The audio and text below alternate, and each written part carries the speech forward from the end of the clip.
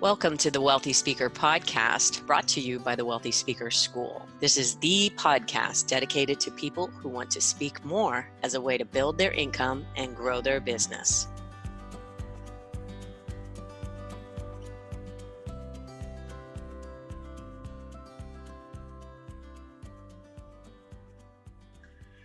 Well, welcome everyone to the Wealthy Speaker Podcast. I'm your host, Jane Atkinson, and I've been excited to have this guest on the show for a really long time now. He's a former baseball player turned professional speaker, actually a former client of mine, and I love just talking to you. Welcome to the show, Mike Robbins. Hey, Jane, good to be here. Good to see you. Good to talk to you. Glad to connect with everybody listening. So, Mike, you have a new book called We're All in This Together. Could the timing be any better for this book? Well, I mean, I guess at a macro level, it's kind of a weird time to put a book out into the world for sure. But, I had no idea, of course, when I was writing this book last year. I actually had to fight with my agent and my publisher for the title because it was really important to me to be called We're All in This Together. The book's really about teamwork and how we find common ground and come together and lean on each other. I didn't expect it was going to come out in the midst of a global pandemic where everybody seems to be uttering the phrase, we're all in this together. So it's been kind of a surreal experience in addition to the whole surreal experience of this whole thing. But yeah. There's so many things to talk about when it comes to, and your words are often running through my head, but I want to just kind of back up a little bit.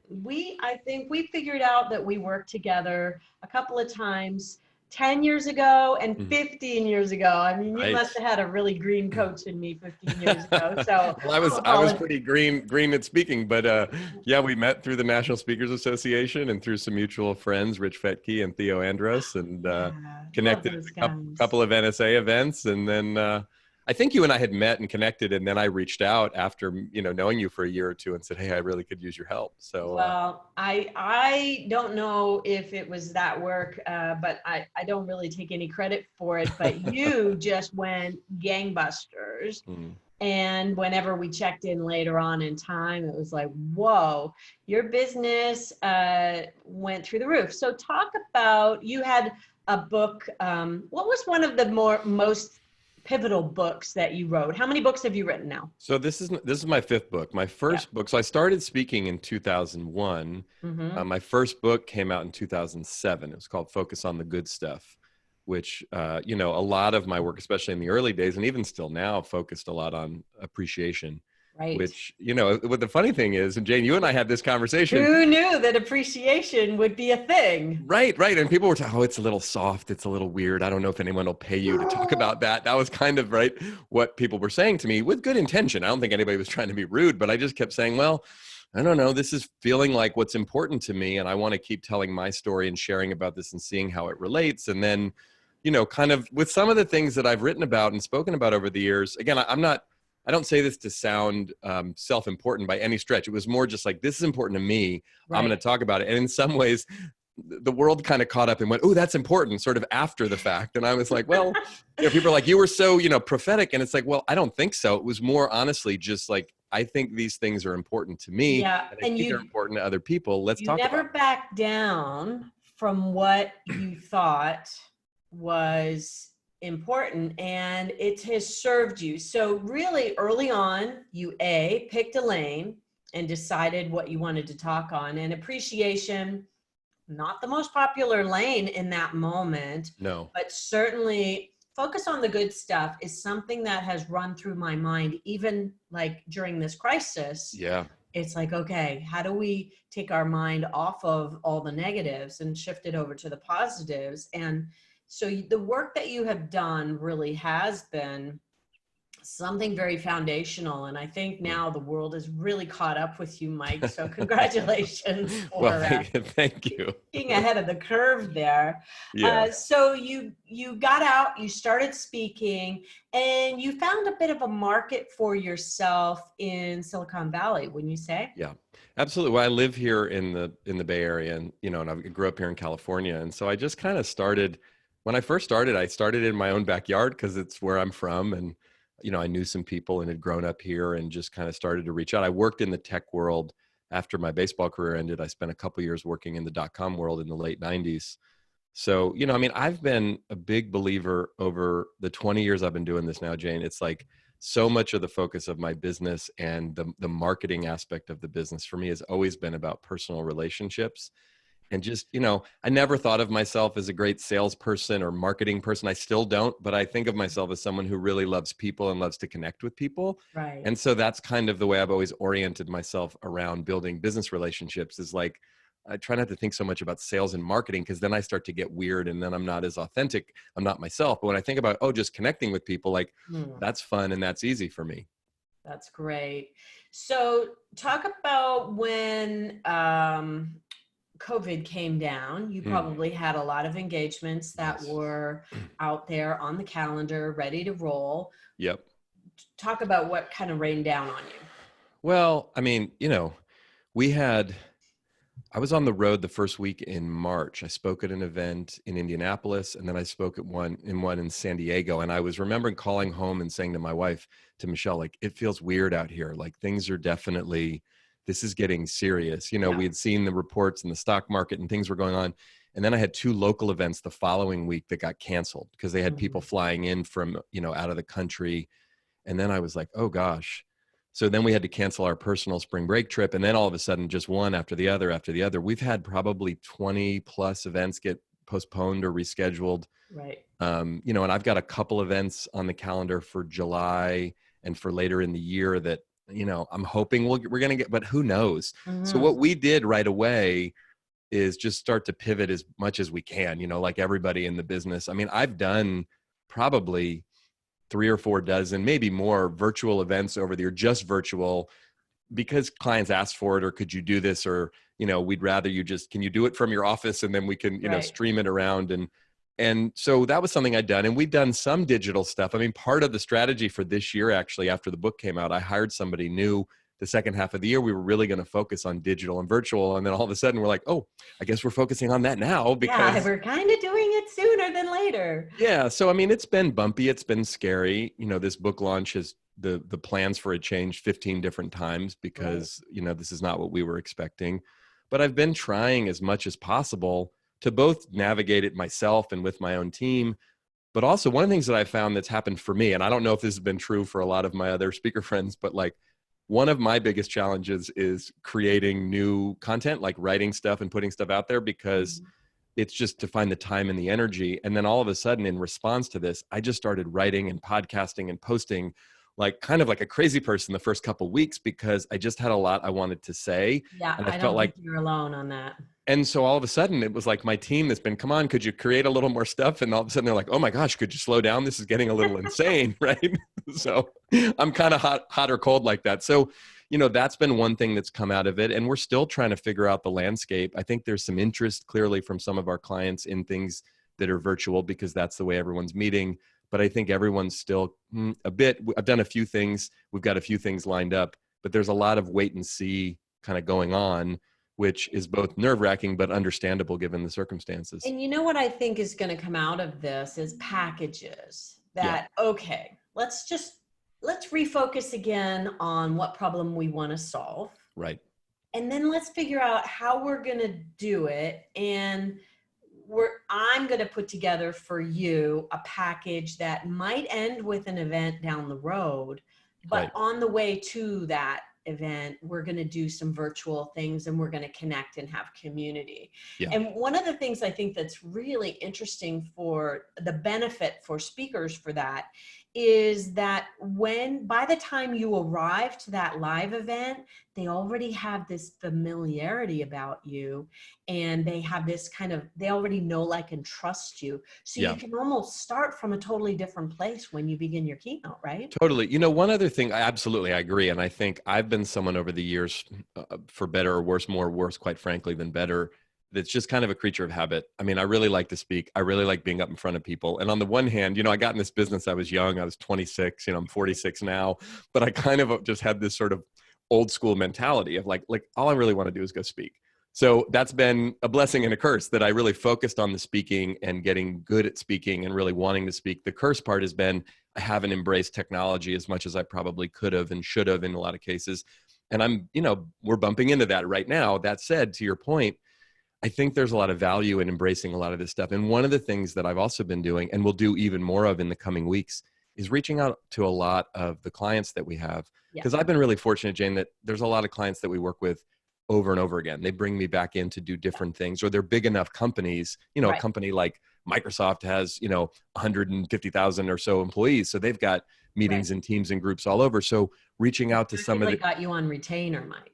And that's been, fortunate for me that then it's about showing up and delivering value, and then knowing that if I deliver value at those events, it's going to turn into more business. I don't have to spend a lot of time and energy selling.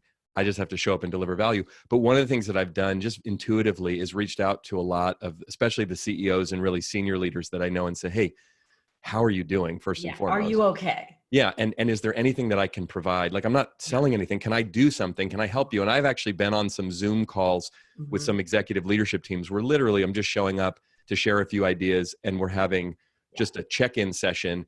And then they're saying, hey, can you come? We're doing an all hands. Can you come and talk? And leading first with, again, look, I'm running a business. We all are. Yeah. But leading first with, how can I serve? And then trusting that, you know what, if I show up to serve, they're going to ask me to do other things that we can then, of course, charge for. And in some cases, also finding out, what do they want? What do they need? What are they willing to pay for? What kind of budget do they have? I mean, a lot of this stuff is, we're all kind of figuring this out as we go and kind of making it up on the fly. And I think we're finding that the budgets haven't necessarily gone away, that people are still meeting and doing business and trying to figure it out just like everybody else. Don't you find that the best companies, the companies that will rise to the occasion of whatever crisis comes their way, it will come down to leadership and communication? Absolutely.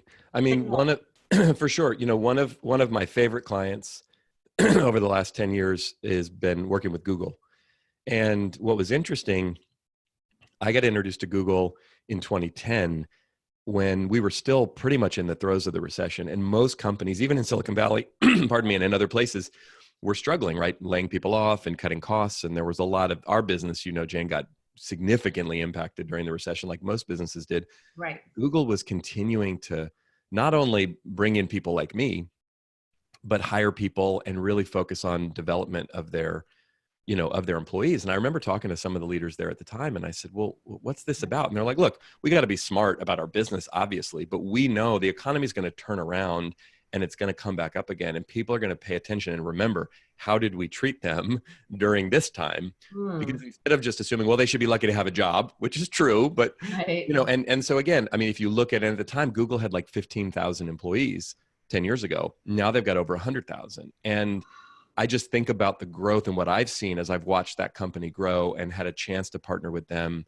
I always look at it too, Jane, like I learn a ton from my clients, because the truth of my story is, I mean, I played baseball for a bunch of years. Then I worked for 2 years in the .com world. That's my entire business experience. So what I know about business is really what I've learned over the last 20 years from my clients. Some people come to this business with a ton of experience and wisdom, and they ran a business or they did a thing, and I didn't come into it that way. I came into it as a young guy who had some passion and ideas, but didn't really know what the heck I was talking about. Almost like a baseball shaman. I really come at this from a place of a very spiritual place, and very unexpected from a professional baseball player, and also very unexpected for the tech world, right? Yeah, I guess so. I mean, and I think in some ways it probably also helped me to start as young as I did, because I had to come at it with a beginner's mind. And I'd walk into rooms, even in Silicon Valley, where people were young, but especially I was working with clients like Chevron and Wells Fargo, that I was humbled and honored they would bring me in. But like, everyone in the room was older than me in those days. So I had to basically just talk like, hey, look, let me share my story and share some of what I learned and offer it to you. And if it's valuable, use it. If it's not, listen, I'm not here to tell you how it is. Right. And even though I'm a few years older now, and especially in Silicon Valley, I walk into the room and at 46 years old, sometimes I'm the oldest guy in the room, which is always weird, right? I still kind of take that approach of like, here's what I've learned. Here's what I've seen. Here's what I've experienced personally and also through my research. And let me offer it to you. And if you're interested, you'll take it and use it. If not, I'm not going to be upset and offended about it. I mean, that's always kind of just been my approach, because I do feel like not just because I have a book called this, that we are all in this together, meaning we're all trying to figure out life and business and leadership, Yeah. and and parenting or whatever the heck else we're trying to figure out. And it's like, I always wanted as a kid growing up as an athlete and in school for people to just share their ideas, what's working and also what's challenging for them, so that I could learn and I didn't feel like I was crazy. And that's kind of always been my orientation around my work, is that I want people to not feel like there's anything wrong with them if they're struggling, because like I'm struggling too, and so is just about everybody else. And Right. here are a few things that I've figured out along the way, and that I've seen other people or other teams figure out along the way, so that they don't get stuck in the struggle and they can actually move through it. Well, I know that the reason why Google and other companies have asked you back year after year after year is that you bring to them this kind of breath of fresh air wisdom, helping them focus on the good stuff. I mean, in the middle of the recession way back in 2010, that would have been what you would have brought to the table was, hey, wait a second, guys, let's focus on the good stuff. And that is a perspective that people need and still need all the way now in 2020. Yeah, well, and I appreciate you saying that. I mean, I've always looked at appreciation, which is a core fundamental aspect of my work. Look, if we're winning and things are going really well, one of the challenges is to actually enjoy that experience and to notice it while it's happening. Because I learned for many years as an athlete, it's like I didn't stop to appreciate the success because I was always focused on the next one, the next, right? Yes. And then sometimes it's when something bad happens, either personally or what we're dealing with right now. Oh my goodness, like how many things are we missing and appreciating right now? My 14-year-old Samantha, our older daughter, said to me the other day, Dad, can you imagine how much we're going to appreciate so much stuff after we get to do it again? And I said, honey, you're right. I mean, things that we didn't even think, that like just giving someone a hug or walking around a shopping mall or going out to dinner. I mean, really simple things that we all took for granted. But that happens in the course of life and business. And then when things go south or things are really painful or difficult, appreciation is really important, because for us to be able to orient ourselves around the good stuff, right? Even when something tragic happens, when we lose someone close to us, as painful as that is, one of the things I've always thought from the time I was a little kid at funerals, it's like, this is sad and it's beautiful because we're all expressing how much we love this person. But I would start to wonder when I was young, and I still do now, did we tell them? Yeah. Right? Or did we just wait until, oh my gosh, they died suddenly, which is awful. But now we're all talking about how great they were. And it's like, why didn't we do that? Just because it was Thursday and we wanted to let them know, like, you're amazing and I love you. I really think that there's a lot for you to be talking about right now, the lessons from a pandemic. I love this quote that Dave Hollis, I don't know if you know him, Rachel Hollis's partner, in the rush to return to normal, use this time to consider which parts of normal are worth rushing back to. Yeah. I love that. I think I saw that. I saw him post that quote. It's such a great reminder for all of us, isn't it? It's so good. And so when you think about what are the big universal lessons that we're all meant to get out of this time, appreciation, definitely. Appreciation for all of the things, not just the little things, but like you said, hugging somebody. Yeah. Our grandkids, oh my gosh, it's killing us. We have 5 little grandbabies. Oh, yeah. Some of them aren't even 1 yet. Wow. And when one of them, who's just learning to talk, said "Gma" over FaceTime, I was like dying because I just wanted to hug on her so much. And your kids are around right now, and your kids, I probably knew your kids when they were just being born. But they're home right now, right? We have Samantha's 14, Rosie's 11. They're in 8th grade and 5th grade, and they're home. As we're recording this, they're probably doing their online school. They're on Zoom as well. It's a trip. I mean, it's definitely a trip. And I think, to your point, what are some things that we can look to, reevaluate as we get to reengage in life in whatever way we're able to. And I think, again, this does feel, Jane, to me, similar, at least on my own personal experience of what we're going through right now. And I've seen some interesting things written about this. There was actually a piece in HBR at the end of March an interview with David Kessler where he's a grief expert. And he was talking about what's happening is we're collectively grieving. And quite frankly, we're not that good at grieving because it's hard and painful and we don't understand it. And in our American and Western, sort of North American culture, it's all about production and move on and get over it and go make something happen. Whereas like this is an opportunity, as painful as this is, for all of us to stop and really reevaluate things. And like grief, as it's painful, but it's also focuses us on what's important and who's important. Right.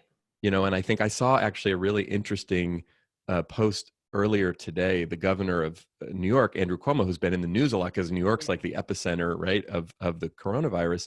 But he was saying, he said this whole thing about how he's realizing he hadn't been connecting with his adult children.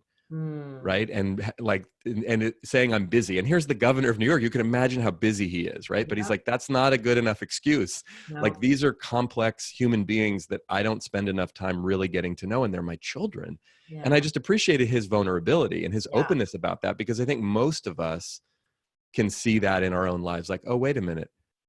In the rush to be so busy to keep up with, as the economy was booming and everything was going on, that sort of fear of missing out or fear of missing the boat or fear of not capitalizing on the moment, all of these things in our business that are real and relevant. There's also the like, well, wait a minute.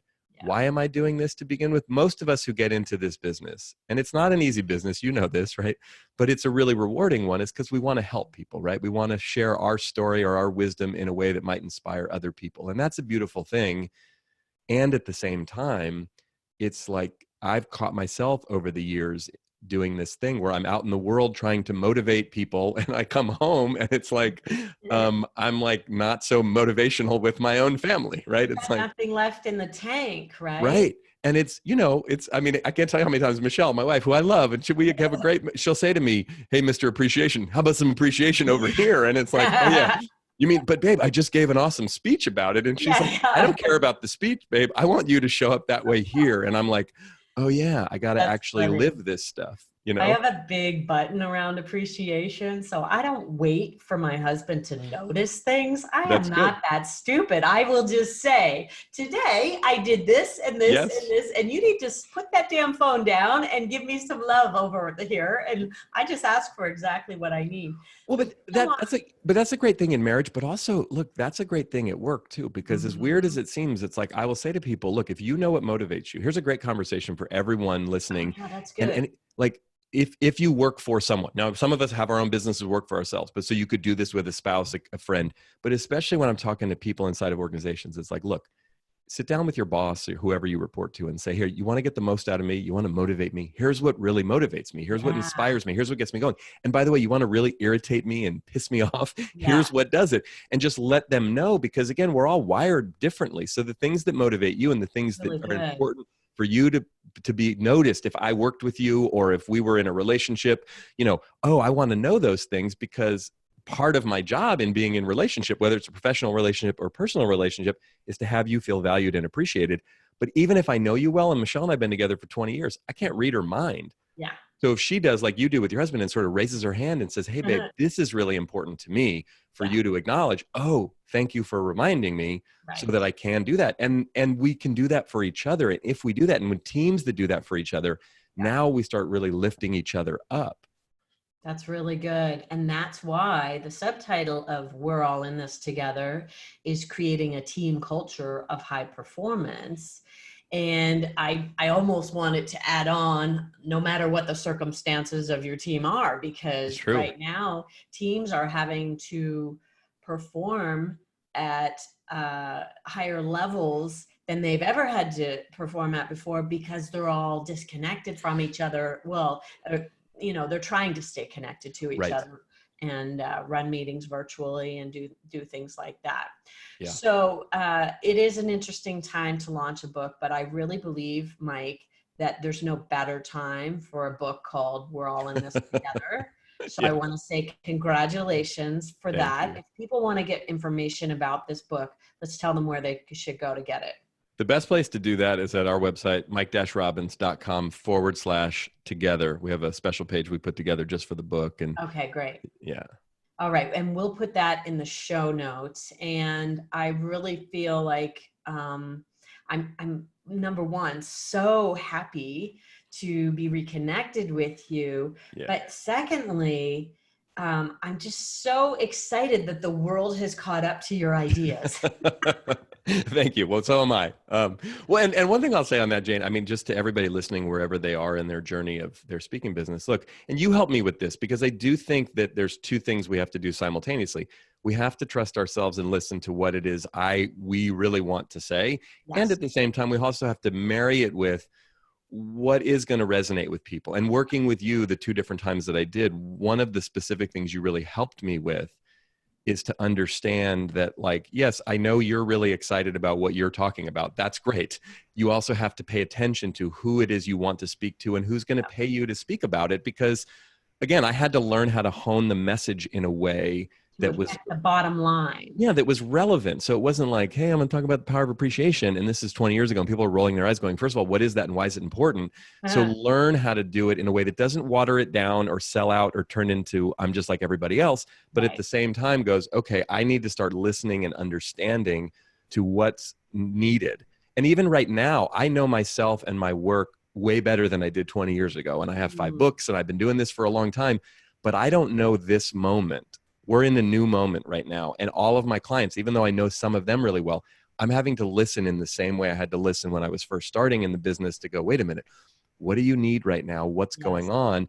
And the more we listen to that and then marry it with what we have to offer, then it becomes a value proposition both ways. And it's not me just trying to sell my thing to someone, because I'm also at a place in my life and in my business, gratefully, where I don't really want to try to sell myself to people who aren't interested. Do you know what I mean? No, like, and you've never really been a quote unquote sales guy. No. You've always kind of been like, eh. So I think just knowing that you're showing up prepared, caring about them, ready to serve, that's what came to you very, very naturally. Absolutely. And I had so many pieces of advice I got in the early days were so helpful, but I remember this one piece of advice that I got from someone, and he said to me, Mike, your job as you get into this business is to throw pebbles in the pond, like as many pebbles as you can, like thoughtfully and intentionally. But your job isn't to figure out where those pebbles all go, but the ripples will go out. Yes. And he said, keep throwing pebbles in the pond and then the ripples will go, and you will be surprised because stuff will come back your way that you weren't even expecting. And it's not like you do it one day and it comes back the next necessarily. And I have seen over the course of my life and doing this work, especially over the last 20 years, Jane, that so many ripples have gone out and things have come back and circled around to me. So many people like you that I met through the National Speakers Association and elsewhere, that my intention was and still is like, how do I show up and connect? Can I serve in any way? Can I throw those pebbles in the pond and then trust that things will come back to me?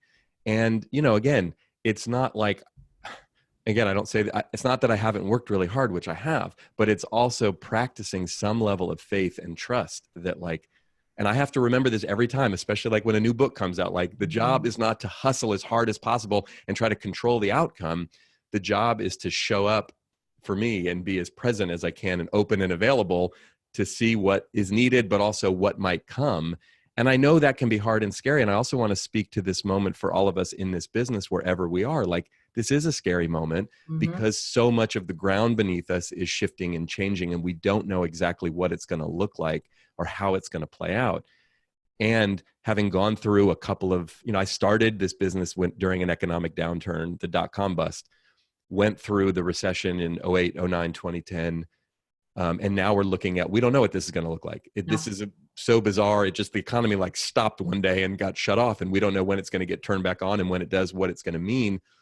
But again, I think if we keep focusing on doing good work that's valuable and paying attention to who we're doing it for, again, I don't want to be Pollyanna or overly simplistic about it, but I do think it has a way of working itself out if that's where our intention is. Absolutely. And a lot of people were not sure, what to be doing right now. Should I be selling? What should I? And I really believe that it all comes down to intention. What is your intention?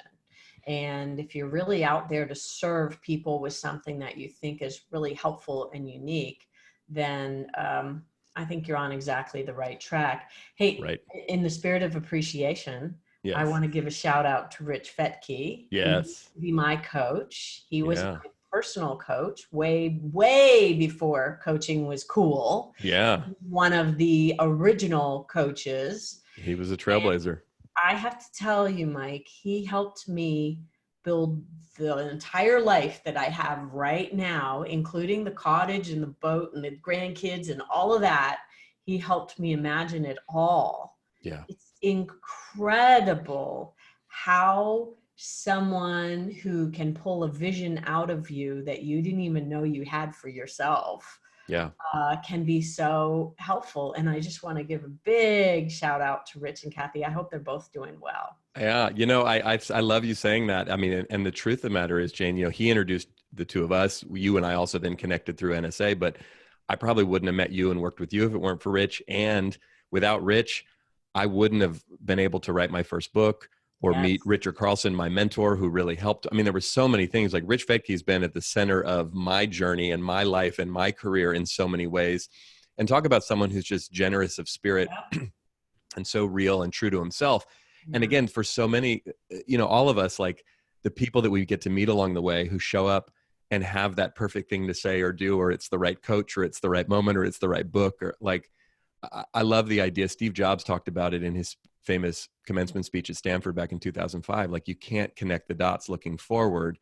You can only connect the dots looking backward. And one of the things I'm choosing to do in this moment, as challenging as it is with all that's going on, is to stop and really reflect, to think back in my life in a way. Both, I think one of the things we can do to motivate ourselves when we're in uncertain times is to remember how much stuff we've actually overcome. Yes, that we've done this before. Totally. The We first may year of business was crap for most of us. absolutely, right? And And it's now like, we're in crap again. But you know what? We've done it before. right. I mean, it's like our mutual friend Theo Andrews said to me about 9 years ago when I was in the midst of a really tough time. He said, Mike, you have more than this requires.